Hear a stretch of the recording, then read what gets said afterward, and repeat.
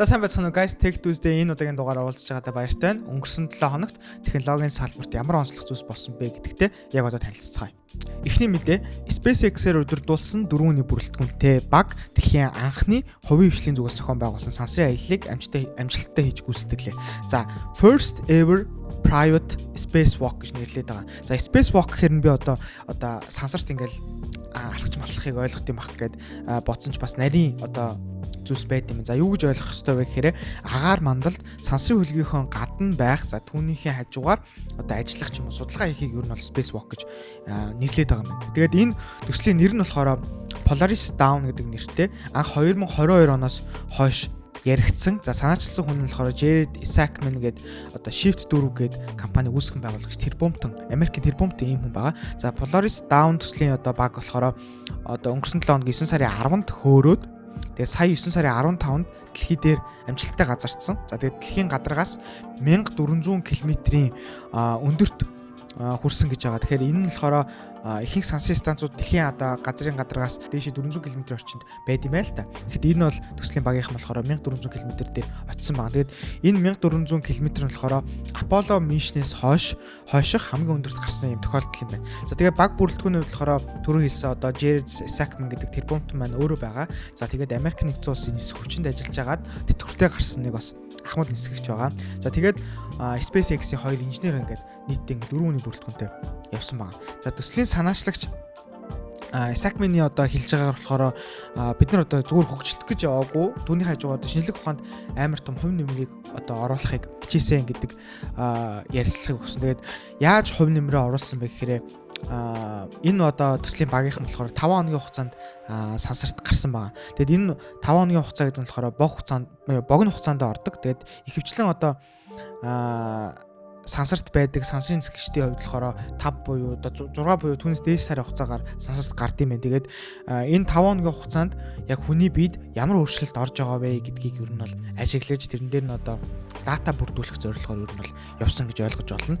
Тэгээд нисгээс нь өмнө бол цусны шинжилгээ авсан. За тэгээд ниснээд ирснийхэн дараа бас цусны шинжилгээ авсан байгаа даа. Тэгээд ихэнхдээ бол одоо 6 сараас дээш явдаг сансрын нисгэгчдийн хувьд одоо биетний ямар өөрчлөлт ордог вэ гэхээр булчингийн масс нь хасагддаг, ясны масс нь хасагддаг. За тэгээд сэтгэл зүйтэй холбоотой том өөрчлөлтүүд гардаг. Тэгэхээр одоо энэ удаагийнх нь болохоор 5 хоног буюу илүү бүр асар богино хугацаанд яваад ирэхэд хүний биед ямар өөрчлөлт орох вэ гэдэг дээр илүү судалгаанд зориулсан тийм одоо төсөл байх нэ. Дараагийн мэдээ нь өнгөрсөн 7 хоногт PlayStation 5 Pro гэдэг загвар шинээр танилцуулагдлаа. Тэгээд асар олон цөөн оройны араас ингээд аль биесээр ингээд Sony компани зүгээс ингээд танилцуулж байна. За тэгээд энэ PlayStation 5 Pro гэдэг загвар нь болохоор ирэх 11-р сарын 7-ны өдрөөс эхлээд худалдаанд гарах юм байна. Үнийн хувьд болохоор $700 буюу энгийн хувилбараас $200 үнэтэй худалдаа алгадах юм байна.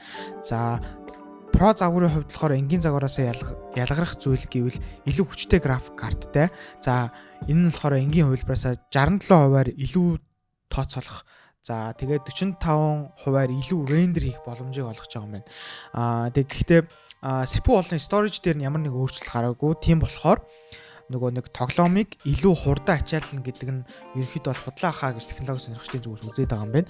Тэгээд өөр өөрчлөх юм бол одоо performance модоос fidelity мод руу нь одоо шилжих тийм сонголтыг одоо хэрэглэгчдэд өгөө болсон. Өөрөөр хэлбэл шууд өөрсдөө цаанасаа ингэ тохируулан явуулна гэсэн үг. Гэхдээ энэ сонголт нь болохоор 8K тоглоомнууд дээр бол стил одоо сонгодог хамааралтай хэвээрээ байгаа юм байна. За тэгээд AI дээр суурилсан upscaler нь одоо өндөр чанар дээрх одоо frame rate-үүдийг одоо сайжруулахад туслах юм байна. Тэгэд шинэ одоо graphic card нь өөртөө одоо хургуулын системтэй болохоор дизайны хувьд өмнөх загвараасаа илүү урт тэгээд илүү өндөр байна гэж танилцуулжээ. За сүүлийн мэдээ нь болохоор OpenAI Ove-1 preview гэдэг нэртэй одоо дараагийн одоо химэл оюухан дээр суурилсан модельөө танилцуулсан. За энэ модель нь бол яадаг вэ гэхээр туршилтын хувилбар нь Ove-1 моделийн туршилтын хувилбар гэсэн үг. Тэгээд энэ моделийн онцлог нь болохоор хариулахаас өмнө одоо reasoning гэдэг боддог болсон гэж байгаа.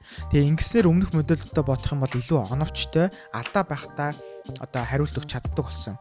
Тэгээ чадамжийн хувьд гэх юм бол илүү физик, хим, биологи зэрэг одоо шинжлэх ухааны салбарын даалгавруудыг PhD буюу одоо докторийн түвшний хэмжээнд хариулж чаддаг болсон гэж байна. За тэгээд олон улсын математикийн олимпиадын бодлогоодыг 83% бодож чаддаг гэж байна.